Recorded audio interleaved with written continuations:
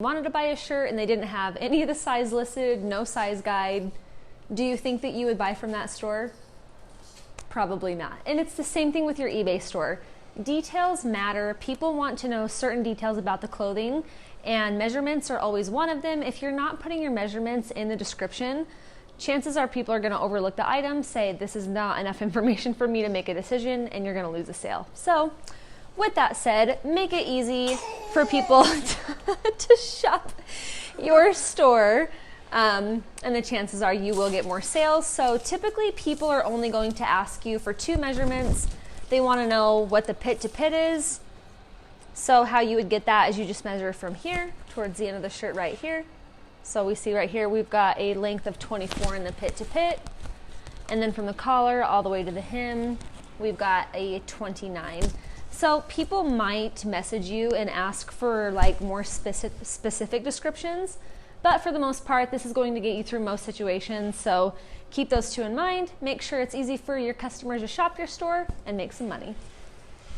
By the way, the kind of tape measure you use matters. So what she's using, I actually got that for my old job to measure garbage cans.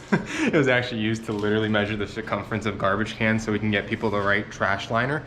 But if you were to order something like that, it's called a tailor's tape. So if you go to like a tailor or any person that works on clothing, alterations, things like that, they're gonna use something like that. We don't like to use like these kinds of like tape measures, like more traditional home tape measures. And here's why. Here, come on and I'll show you why.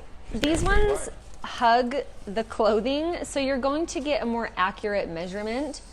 See how that, like, you can mold it with the clothing wherever you go, so you're gonna get an easier size that way.